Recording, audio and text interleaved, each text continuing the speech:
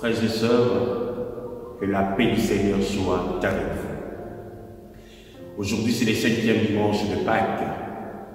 Nous poursuivons notre méditation, notre dynamique avec ce grand mystère de la résurrection. Comme j'ai dit, l'Église nous donne le temps pour que nous puissions entrer, sonder, comprendre, vivre de manière forte cette réalité de notre mystère de foi.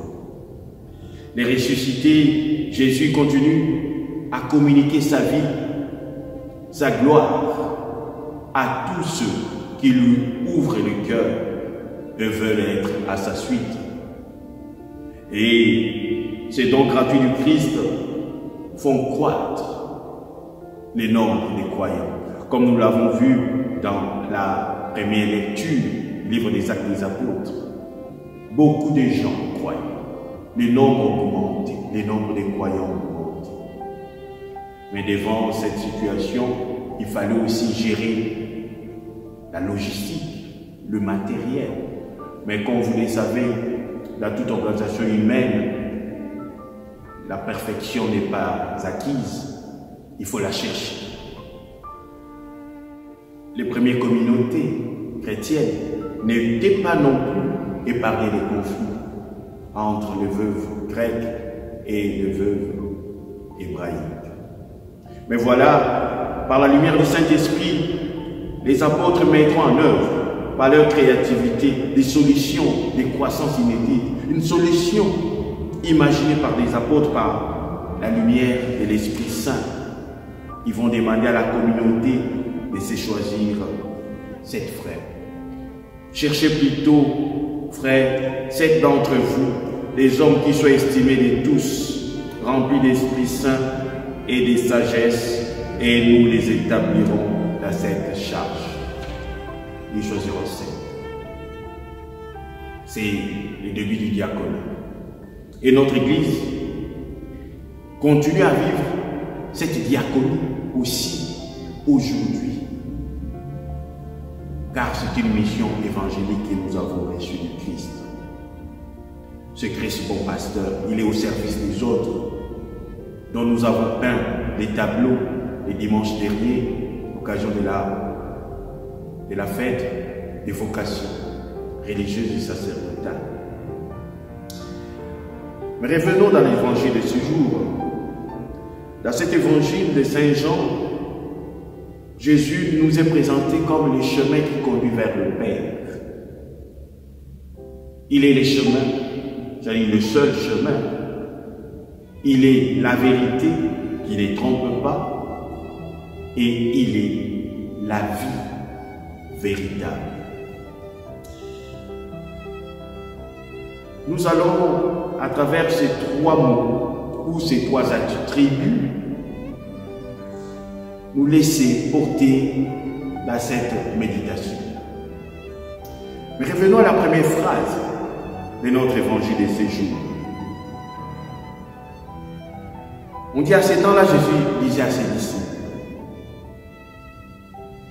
que votre cœur ne soit pas bouleversé. Vous croyez en Dieu, croyez aussi en moi.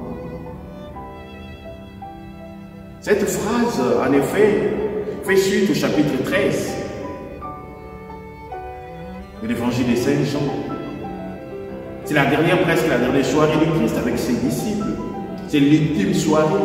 Le Christ annonce que l'un de ses disciples va le trahir. C'est un véritable tunnel.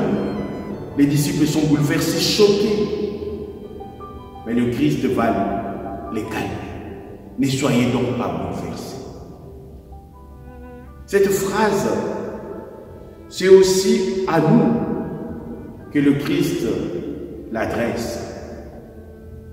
Surtout à nous, en ces jours où nous avons besoin d'écouter, je dirais, cette assurance. Oui, laissons-nous aussi interpellés par cette phrase, ou je dirais, être apaisés par cette phrase. Ne soyez pas bouleversés. Vous croyez en Dieu, croyez aussi en moi. Mais cette phrase aussi nous est donnée aujourd'hui, nous est adressée aujourd'hui, pour que nous ne puissions pas sombrer dans la désespérance. devant des tableaux peints de manière parfois catastrophique de cette réalité qui nous bouleverse en ces jours. C'est une réalité dure, mais nous devons rester debout, solides, avec le Christ. Car notre vie est entre les mains de Dieu. C'est pourquoi le Christ poursuit en disant: dans la maison de mon Père, beaucoup peuvent trouver leur demeure. Sinon, est-ce que je vous aurais dit, je pars vous préparer une place. Quand je serai allé vous la préparer, je reviendrai vous prendre avec moi. Et là où je suis, vous y serez aussi. Frères et sœurs, notre vie dans ce monde est un passage, un pèlerinage. Un jour, nous allons habiter notre patrie, le ciel. C'est pourquoi nous vivons selon les exigences du royaume.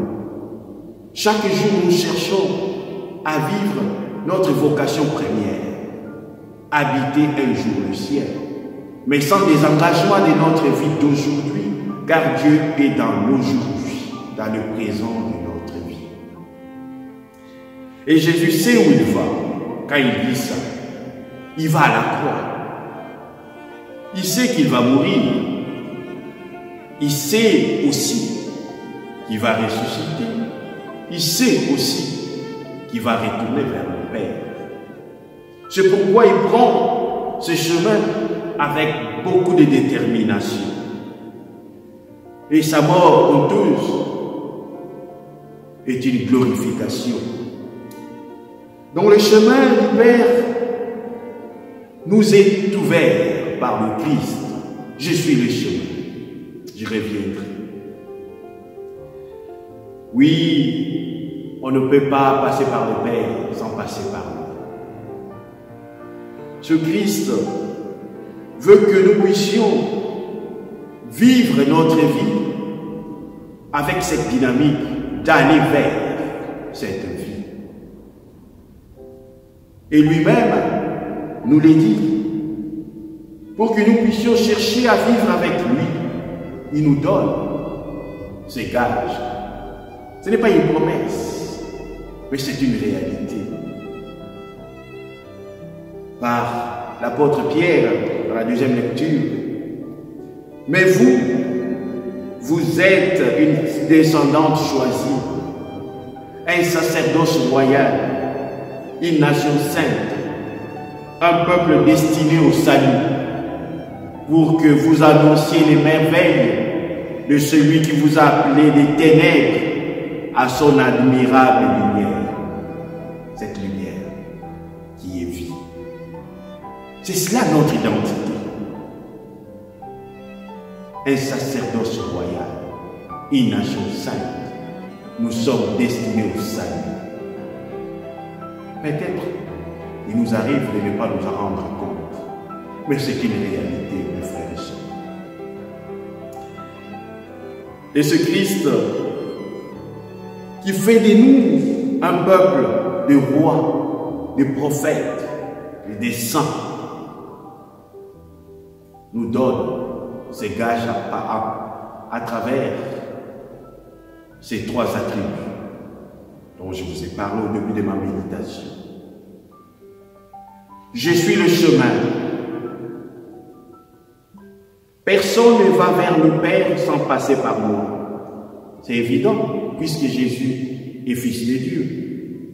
Mais seulement, ce Fils de Dieu nous conduit vers Dieu. Il est le seul chemin, comme je l'ai dit le dimanche dernier, la porte du bercail qui conduit vers le salut. Il est notre seul chemin. Il est notre seule route. Mais quelle route je prends? C'est lui de mon maître.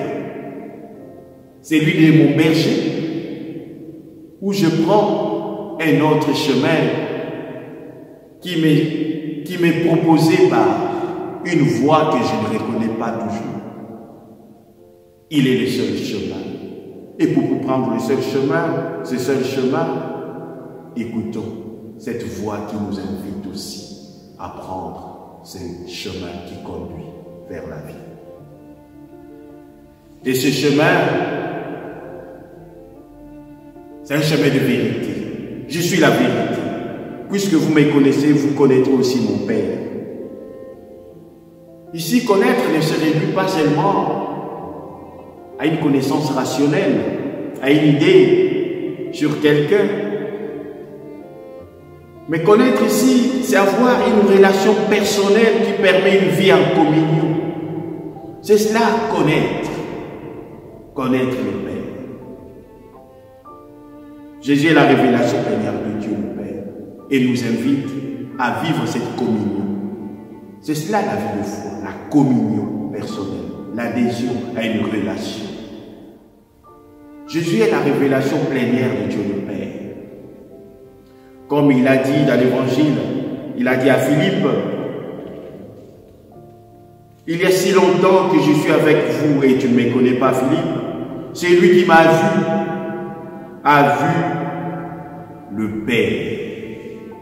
Car le Christ et le Père sont un. » C'est cette union qui nous est proposée aussi, par cette communion personnelle avec le Christ. Ce chemin des vérités qui ne les trompe pas conduit à la vie, pas à la mort. C'est le chemin de vie. Dès maintenant, vous les connaissez, vous l'avez vu, Jésus dit. La foi en Jésus n'est pas seulement promesse de voir Dieu un jour, plus tard. Non. C'est maintenant. Elle permet, cette foi, d'expérimenter tout de suite la rencontre immédiate de Dieu. Croire, c'est déjà maintenant vivre ce qui est espéré. C'est pourquoi Jésus dit il est la vie. La foi est coprésence, mes frères et sœurs. Notre grand témoignage sera de croire à travers les tempêtes de la vie, et surtout en ces jours, les incertitudes causées par le Covid-19, et de nous laisser porter par ce chemin de vérité qui conduit à la vie. Jésus continue à agir dans notre monde d'aujourd'hui, dans notre Église et à travers les témoins de la foi. Il dit « Amen, Amen, je vous l'ai dit, celui qui croit en moi accomplira les mêmes œuvres que moi. Il en accomplira même les plus grandes parce que je pars vers le Père. » Oui, Jésus est fier des œuvres accomplies par ses disciples de tous les temps et d'aujourd'hui.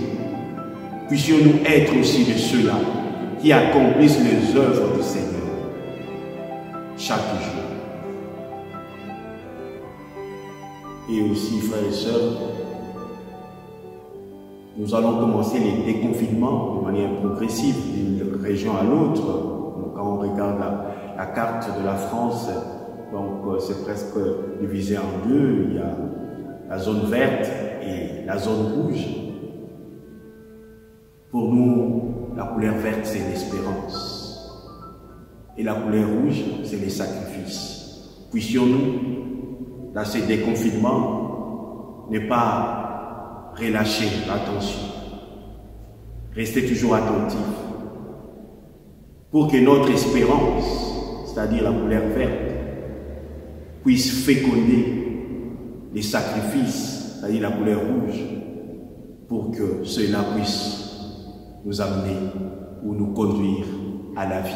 Comme nous le savons tous, plus rien ne sera comme avant. Que le Seigneur lui-même nous vienne en aide. Et demandons l'intercession de la Vierge Marie, Notre-Dame du Ciel, enseigne-moi en Marianne, afin qu'elle soit celle qui nous tient par la main pour nous montrer ce chemin de son Fils, ce chemin qui nous conduit à Dieu. Que le Seigneur vous bénisse tous. Amen.